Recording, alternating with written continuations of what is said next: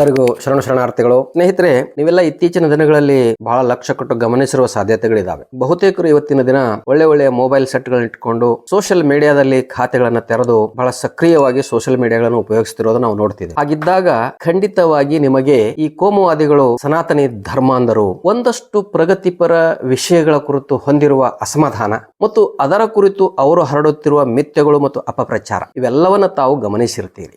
ಇವತ್ತು ನಾನು ಕೋಮುವಾದಿಗಳು ಇಷ್ಟಪಡದೇ ಇರುವ ಕೆಲವು ಸಂಗತಿಗಳನ್ನು ತಮ್ಮ ಜೊತೆಗೆ ಹಂಚಿಕೊಳ್ತೇನೆ.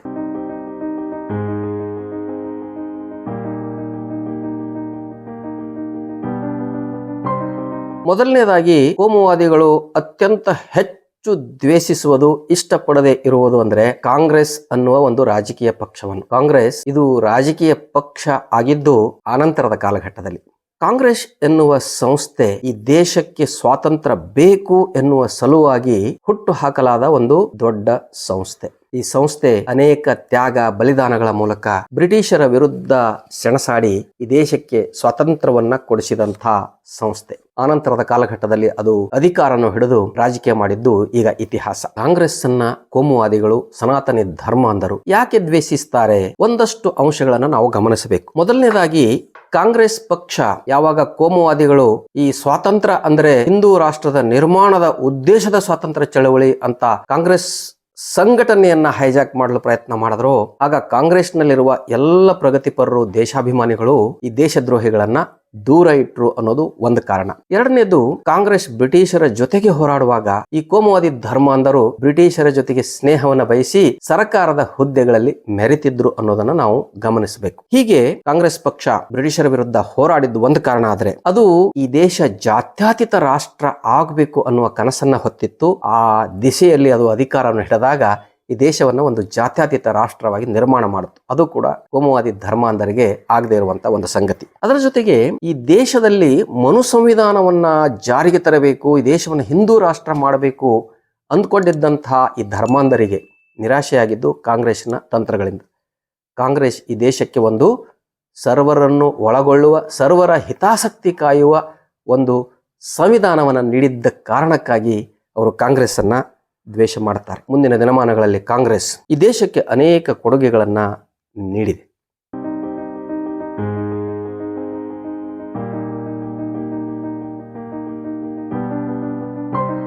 ಮೊಘಲರ ಆಳ್ವಿಕೆಯಲ್ಲಿ ತಾವು ಮಾತ್ರ ಎಲ್ಲ ತೆರಿಗೆಗಳಿಂದ ವಿನಾಯಿತಿಯನ್ನು ಪಡೆದು ದೇಶದ ಜನರ ಮೇಲೆ ತೆರಿಗೆ ಭಾರವನ್ನ ಹೇರಿಸ್ತಾ ಜಹಾಗೀರಿಗಳನ್ನ, ಗೋದಾನಗಳನ್ನ, ಭೂದಾನಗಳನ್ನು ಪಡ್ಕೊಂಡು ಈ ಇಡೀ ದೇಶದ ಭೂಮಿಯನ್ನ, ಭೂ ಹಿಡುವಳಿಯನ್ನ ತಮ್ಮ ಹಿತದಲ್ಲಿ ಇಟ್ಟುಕೊಂಡಿದ್ದಂತಹ ಕೋಮುವಾದಿಗಳು ಕಾಂಗ್ರೆಸ್ ತಂದಂತ ಉಳುವವನೇ ಹೊಲದೊಡೆಯ ಅನ್ನುವ ಕಾನೂನಿನ ಮೂಲಕ ಎಲ್ಲ ಜಮೀನುಗಳನ್ನ ಕಳ್ಕೋಬೇಕಾಯ್ತು.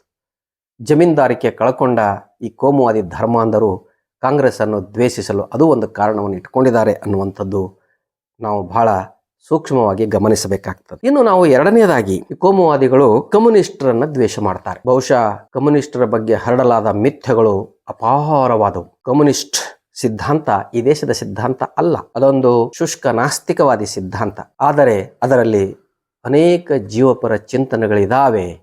ಜೀವ ವಿರೋಧಿಗಳಾದ ಧರ್ಮಾಂಧರು ಜೀವಪರ ಇರುವ ಎಲ್ಲವನ್ನ ದ್ವೇಷಿಸ್ತಾರೆ ಅನ್ನೋದು ಸಾಮಾನ್ಯವಾದ ಸಂಗತಿ.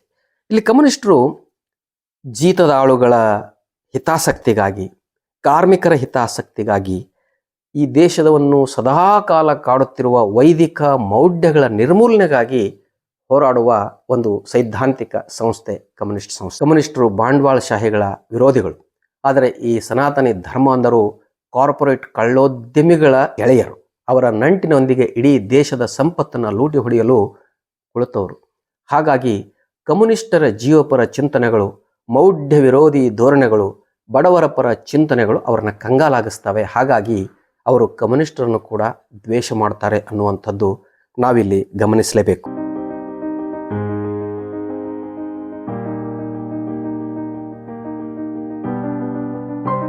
ಮೂರನೇದು, ಮುಸಲ್ಮಾನರು. ಈ ದೇಶದಲ್ಲಿ ಮುಸಲ್ಮಾನರ ಸಂಖ್ಯೆ ಈ ದೇಶದ ಒಟ್ಟು ಜನಸಂಖ್ಯೆ 20%. ಒಂದು ಪ್ರಬಲವಾದ ಮತ ಬ್ಯಾಂಕ್ ಆಗುವ ಸಂಖ್ಯೆ ಇದು. ವಿಶೇಷವಾಗಿ ಅಲ್ಪಸಂಖ್ಯಾತರು ಒಂದೇ ಕಡೆಗೆ ಮತವನ್ನು ಹಾಕ್ತಾರೆ.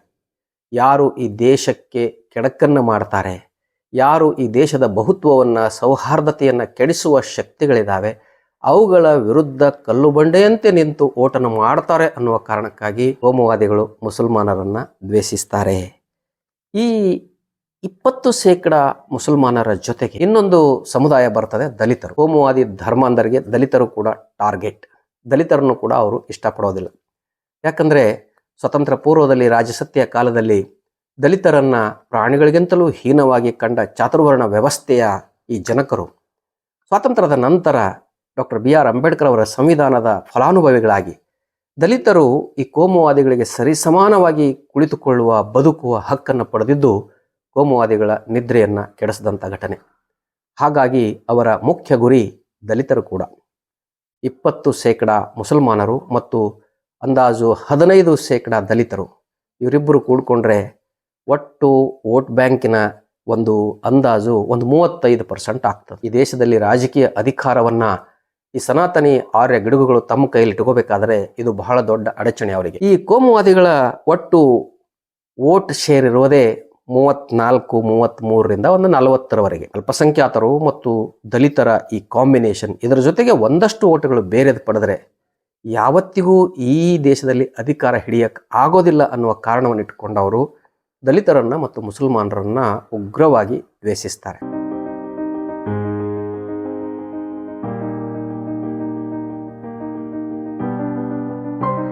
ಕಳೆದ 18 ವರ್ಷಗಳಲ್ಲಿ ಅವರು ಅಧಿಕಾರ ಹಿಡಿದಿದ್ದು ಬೇರೆ ಬೇರೆ ಕಾರಣಗಳಿಂದ, ಬೇರೆ ಬೇರೆ ಹಾದಿ ಮತ್ತು ಮಾರ್ಗಗಳಿಂದ ಅನ್ನೋದು ನಮಗೆಲ್ಲರಿಗೂ ಗೊತ್ತಿರುವ ಸಂಗತಿ.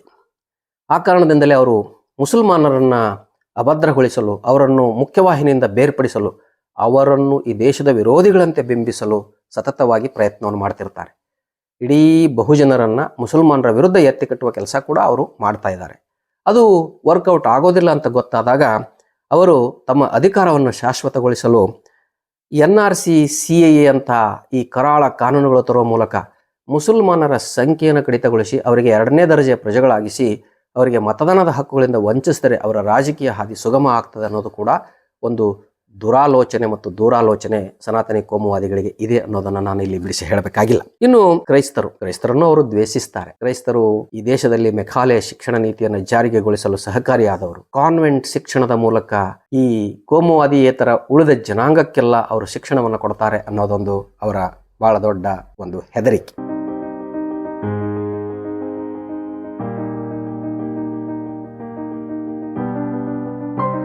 ಇದರ ಜೊತೆಗೆ ಅವರು ಇತ್ತೀಚೆಗೆ ಲಿಂಗಾಯತರನ್ನು ಕೂಡ ದ್ವೇಷಿಸಲು ಆರಂಭ ಮಾಡಿದ್ದಾರೆ. ಬಹುಶಃ ಈ ಬಸವ ಸಂಸ್ಕೃತಿ, ಲಿಂಗಾಯತ ತಾತ್ವಿಕ ಸಿದ್ಧಾಂತಗಳು ಈ ಸನಾತನ ಕೋಮುವಾದಿಗಳಿಗೆ ವಿರುದ್ಧವಾಗಿ ಹುಟ್ಟಿದಂತಹ ಸಿದ್ಧಾಂತ. ಒಂದು ವೇಳೆ ಈ ಬಸವ ಸಂಸ್ಕೃತಿ ಇಡೀ ಭಾರತದಾದ್ಯಂತ ವ್ಯಾಪಿಸಿದರೆ ಈ ಕೋಮುವಾದಿಗಳಿಗೆ ಈ ನೆಲದಲ್ಲಿ ಜಾಗ ಇರೋದಿಲ್ಲ, ಕಂಗಾಲಾಗಿಬಿಡ್ತಾರೆ ಅನ್ನುವ ಕಾರಣದಿಂದ ಅವರು ಬಸವ ಸಂಸ್ಕೃತಿಯ ವಾರಸುದಾರರಾದಂಥ ಲಿಂಗಾಯತರನ್ನು ಕೂಡ ದ್ವೇಷಿಸ್ತಾರೆ. ಬಹುಶಃ ಇತ್ತೀಚೆಗೆ ವಚನ ಸಂಸ್ಕೃತಿಯನ್ನು ಸನಾತನ ಧರ್ಮದ ಚೌಕಟ್ಟಿನಲ್ಲಿ ಸಿಲುಕಿಸುವಂಥ ಅಥವಾ ಬಸವಣ್ಣನವರ ತತ್ವಗಳನ್ನು ಗಟ್ಟಿಯಾಗಿ ಪ್ರತಿಪಾದನೆ ಮಾಡೋರನ್ನ ಕಮ್ಯುನಿಸ್ಟರ ಜೊತೆಗೋ ಮತ್ತಾರ ಜೊತೆಗೋ ಜಿಹಾದಿಗಳ ಜೊತೆಗೋ ಹೋಲಿಸುತ್ತಾ ತಮ್ಮ ವಿಕೃತ ಆನಂದವನ್ನು ಮೆರೆತಿರತಕ್ಕಂಥ ಈ ದೇಶದ್ರೋಹಿ ಕೋಮುವಾದಿ ಸನಾತನಿಗಳು ಈ ದೇಶದ ಎಲ್ಲ ಒಳಿತುಗಳನ್ನು ದ್ವೇಷಿಸುವ ಒಂದು ದ್ವೇಷದ ಕಾರ್ಖಾನೆ ಇದ್ದ ಹಾಗೆ. ಹಾಗಾಗಿ ಸನಾತನಿ ಧರ್ಮಾಂಧ ಕೋಮುವಾದಿಗಳು ಸದಾ 24 ಗಂಟೆ 365 ದಿನಗಳು ಅಭದ್ರತೆಯಿಂದ ನರಳುತ್ತಿರ್ತಾರೆ. ಅವರಿಗೆ ಭದ್ರತೆ ಅನ್ನೋದೇ ಇಲ್ಲ. ಸದಾ ಒಂದು ಕುಟಿಲ ಹುನ್ನಾರಗಳಲ್ಲೇ ತಮ್ಮ ಜೀವನವನ್ನು ಕಳೀತಾರೆ ಅನ್ನೋದನ್ನು ನಾವು ಇಲ್ಲಿ ಗಮನಿಸಬೇಕಾಗ್ತದೆ. ಶರಣು ಶರಣಾರ್ಥಿ. ಸತ್ಯವನ್ನು ಪ್ರತಿಪಾದಿಸುವ, ಜನರನ್ನು ಜಾಗೃತಿಗೊಳಿಸುವ ನನ್ನ ವಿಡಿಯೋಗಳನ್ನು ತಪ್ಪದೆ ಎಲ್ಲರೂ ನೋಡುತ್ತೀರಿ. ನೋಡಿದಾದ ಮೇಲೆ ಈ ವಿಡಿಯೋಗಳನ್ನು ನೀವಷ್ಟೇ ನೋಡಿ ಮರೆತು ಬಿಡದೆ ನಿಮ್ಮ ಸಮೀಪದ ಬಂಧುಗಳಿಗೂ ಸ್ನೇಹಿತರುಗಳಿಗೂ ಹಂಚಿಕೊಳ್ಳುವುದನ್ನು ಮರೆಯದೆ ನನ್ನ ಈ ಚಾನಲ್ನಲ್ಲಿ ಬರತಕ್ಕಂಥ ಜಾಯಿನ್ ಆಪ್ಷನನ್ನು ನಿಮ್ಮದಾಗಿಸಿಕೊಳ್ಳಿ. ಈ ಚಾನಲ್ಗೆ ಸದಸ್ಯರಾಗುವ ಮೂಲಕ ಚಾನಲನ್ನು ಬಲಪಡಿಸುವ ಕಾರ್ಯ ನೀವು ಮಾಡ್ತಾ ಹೋದರೆ ನಾನು ಕೂಡ ಅನೇಕ ನಿಗೂಢವಾಗಿ ಮರೆಯಾದ ವಿಷಯಗಳು ತಮ್ಮೆದುರುಗಡೆ ಇಡ್ತಾ ಹೋಗ್ತೇನೆ. ಎಲ್ಲರಿಗೂ ಶರಣು.